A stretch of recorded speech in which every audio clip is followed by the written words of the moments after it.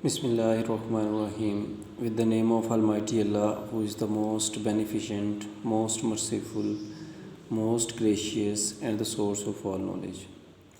My name is Engineer Zainul Abidin, and I welcome to all of you by saying the Islamic greetings. Assalamu alaikum wa rahmatullahi wa barakatuh. So students, पिछले lecture के अंदर जैसा कि हमने देखा था कि हमारे पास वेट और मैस में डिफरेंस क्या होता है, और लास्ट पे हमने ये समझने की कोशिश की थी कि आपके पास किसी भी चीज़ की डेंसिटी क्या होती है। हमने ये डिफ़ाइन किया था कि density of a substance is its mass per unit volume. किसी एक स्पेसिफिक वॉल्यूम के अंदर आपके पास जितना मैस आता है उसे हम जो है वो डेंसिटी का नाम देते हैं। डेंसिटी के लिए हम फार्मूला इस्तेमाल करते हैं, density is equals to mass over volume. ठीक है, एक स्पेसिफिक वॉल्यूम के अंदर जितना मैस आता है उसे हम डेंसिटी कहते हैं। ये फार्मूले से भी आप इसको डिफाइन कर सकते हैं। For a specific volume the mass that is present in a specific volume, this is known as density. So इसके लिए हम लोग सिम्बॉलिकली इसको इस तरह से लिखते हैं, rho is equals to M over V, जहाँ पे रो जो है वो आपको डेंसिटी को इंडिकेट कर रहा है। ठीक है, मैस एम जो है वो मैस को इंडिकेट कर रहा है, और वॉल्यूम जो है वो वी जो है वो वॉल्यूम को इंडिकेट कर रहा है। अब इन सब्सटेंसेस के अकॉर्डिंग हमने डेंसिटी के यूनिट्स को डिफाइन किया था कि डेंसिटी में अगर मैस का यूनिट किलोग्राम है और वॉल्यूम का यूनिट मीटर क्यूब है, तो यहाँ से डेंसिटी का एक यूनिट आपके पास निकलता है किलोग्राम पर मीटर क्यूब। लेकिन कुछ चीज़ें ऐसी होती हैं जिनका मैस जो है वो हम लोग किलोग्राम्स के अंदर जो है वो नहीं ले सकते, हमें स्मॉलर यूनिट्स इस्तेमाल करने पड़ते हैं। फिर हम लोग क्या करते हैं, मैस को किलोग्राम की बजाय ग्राम में मेजर करते हैं, और वॉल्यूम को जो है क्यूबिक सेंटीमीटर के अंदर जो है वो मेजर करते हैं। सो इसके कॉरस्पॉन्डिंग हमारे पास दो यूनिट्स जो हैं वो डेंसिटी के निकल आते हैं। एक निकल आता है आपके पास सबसे पहला किलोग्राम पर मीटर क्यूब, और दूसरा जो है वो ग्राम पर सेंटीमीटर क्यूब। ये दो डिफरेंट यूनिट्स जो हैं वो आपके पास निकल आते हैं। नीचे बेटा उसने आपको एक टेबल दिया गया है, टेबल के अंदर उसने आपको शो किया हुआ है डेंसिटी शो की हुई है कि मुख्तलिफ सब्सटेंसेस की जो डेंसिटी होती है। फॉर एग्जांपल उसने यहाँ पे मेंशन किया हुआ है जो एयर की density kilogram per meter cube में होती है वो 1.29 किलोग्राम पर मीटर क्यूब होती है। या फिर ये जो है आपके पास 0.00129 ग्राम पर सेंटीमीटर क्यूब भी आपके पास होती है। ठीक है, सो ये सारी मुख्तलिफ सब्सटेंसेस हैं जो कि डेली लाइफ या आप साइंस जब तक पढ़े हैं इनकी डेंसिटी से आपको वास्ता पड़ता है। इनमें जो बेटा सबसे अहम याद रखने वाली बात है वो एक तो एयर की डेंसिटी है, ये इसको आपने अच्छे से याद करना है। उसके अलावा प्योर वाटर की डेंसिटी जो है उसको याद करना है, और मरकरी जो है इसकी डेंसिटी को आपने अच्छे से याद करना है। ठीक है, अब जो है ये मरकरी और वाटर की डेंसिटी जो है ना ये बड़ी अहम होती है। फॉर एग्जांपल जो वाटर की डेंसिटी यहाँ पे दी गई है, प्योर वाटर की डेंसिटी वो दी गई है आपके पास 1000 किलोग्राम पर मीटर क्यूब। ठीक हो गया, प्योर वाटर की जो डेंसिटी है 1000 किलोग्राम पर मीटर क्यूब है, और जो मरकरी की डेंसिटी है 13600 किलोग्राम पर मीटर क्यूब। सो मरकरी की डेंसिटी पानी की निस्बत जो है वो बहुत ज़्यादा है। अगर मरकरी की डेंसिटी पानी की निस्बत ज़्यादा है, इसका मतलब मरकरी का बॉइलिंग पॉइंट, मरकरी का फ्रीजिंग पॉइंट जो है वो पानी की निस्बत ज़्यादा होगा।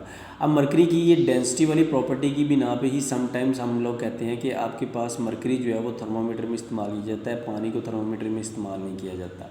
इसकी एक और वजह भी होती है, पानी का पिकूलियर या एनामलस बिहेवियर भी होता है, जो कि आपने क्लासेस के अंदर साइंस में पढ़ा होगा कि पानी जो है वो 0 से 4 डिग्री सेल्सियस पर जो है वो कॉन्ट्रैक्ट करता है, और 4 से 100 तक फिर जो है वो एक्सपेंड करना शुरू करता है। लेकिन मरकरी की ये प्रॉपर्टी होती है, जैसे ही टेम्परेचर आप लोअर करते जाते हैं ये कॉन्ट्रैक्ट होता जाता है, और जैसे ही आप टेम्परेचर को हाई करते जाते हैं तो ये एक्सपेंड करता चला जाता है। सो ये एक इसकी डेंसिटी भी होती है। अगर आप जो है एक ऐसा थर्मोमीटर बनाना चाहते हैं जिसमें मरकरी की बजाय पानी इस्तेमाल किया जाए, तो फिर इस डेंसिटी के कोरस्पॉन्डिंग आपको मिनिमम जो है वो मोर देन 10 मीटर की लेंथ जो है वो चाहिए होगी, फिर एक्यूरेट वैल्यू आपके पास जो है वो थर्मोमीटर दे सकता है। सो ये बेटा आपके पास है कि जितने भी लिक्विड्स सॉलिड्स होते हैं, सॉलिड्स की डेंसिटी ये आप टेबल से भी देख सकते हैं, सबसे ज़्यादा होती हैं। उसके बाद जो है फिर आपके पास लिक्विड्स की डेंसिटी होती है, और सबसे कम डेंसिटी जो है वो गैसेस की होती हैं। Now let's have an example related to the density. इससे मुतल्लिक एक एग्जांपल सॉल्व करते हैं, एक या दो एग्जांपल्स जो यहाँ पे मौजूद हैं उनको सॉल्व करके इसकी फार्मूलेशन जिस तरह से हुई है उसको समझने की कोशिश करते हैं। जी बेटा, here we have the example 4.2। Example की स्टेटमेंट के according a block of concrete 0.4 meter long, 0.3 meter wide and 0.1 meter high has a density of 2500 kilogram per meter cube, calculate its mass. अब यहाँ पे इस न्यूमेरिकल में अगर आप बेटा गौर से देखें तो आपके पास जो है हमें सबसे पहले तो डेंसिटी का फार्मूला रिकॉल करना पड़ेगा कि डेंसिटी का फार्मूला जो है वो आपके पास मैस ओवर वॉल्यूम होता है, ठीक है। अब हमने यहाँ से मैस जो है उसको कैलकुलेट करना है, और जबकि हमारे पास वॉल्यूम जो है वो डायरेक्ट फॉर्म के अंदर नहीं गिवन, वॉल्यूम इनडायरेक्टली हमारे पास गिवन है। हमने पहले किसी तरीके से वॉल्यूम फाइंड करना है, फिर उसमें डेंसिटी की वैल्यू फार्मूले में पुट करने के बाद वहाँ से मैस की वैल्यू जो है उसको कैलकुलेट करनी है। क्लियर हो गया।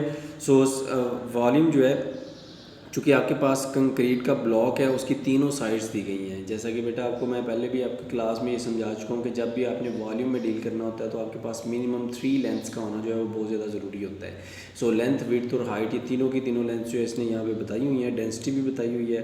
तो यहाँ से हमने फार्मूले के अकॉर्डिंग वॉल्यूम कैलकुलेट कर लिया, that is L into B into H, 0.4 into 0.3 into 0.1, जो कि आपके पास आ गया 0.12 मीटर स्क्वायर। उसके बाद हमने बाय डेफिनेशन फार्मूला लिखा, rho is equal to mass over volume होता है। देयरफॉर मैस अगर आपने फाइंड करना है, मैस के लिए आपके पास फिर डेंसिटी और वॉल्यूम ये दोनों आपस में मल्टीप्लाई हो जाएंगे रीअरेंज करने के बाद। So it will be 2500 into 0.012, तो अगर आप इनको मल्टीप्लाई करते हैं then it will be about 30 kilograms. So इस तरीके से फार्मूले को रीअरेंज करके आप डिफरेंट किस्म की वैल्यूज़ जो हैं उनको फाइंड कर सकते हैं। सो उम्मीद है ये एग्जाम्पल से कुछ ना कुछ आपको थोड़ा बहुत न्यूमेरिकल्स का हाव ना हो, उनका टच जो है वो आना शुरू हो जाएगा, और आप उनको उनकी अंडरस्टैंडिंग जो है वो आपके अंदर डेवलप होना शुरू हो जाएगी। क्लियर। नेक्स्ट लेक्चर में इंशाल्लाह मज़ीद इसके न्यूमेरिकल्स करेंगे और एक दो एक्सपेरिमेंट से देखने की कोशिश करेंगे कि आप डेंसिटी को किस तरीके से मेजर कर सकते हैं। तब तक के लिए अल्लाह हाफिज़।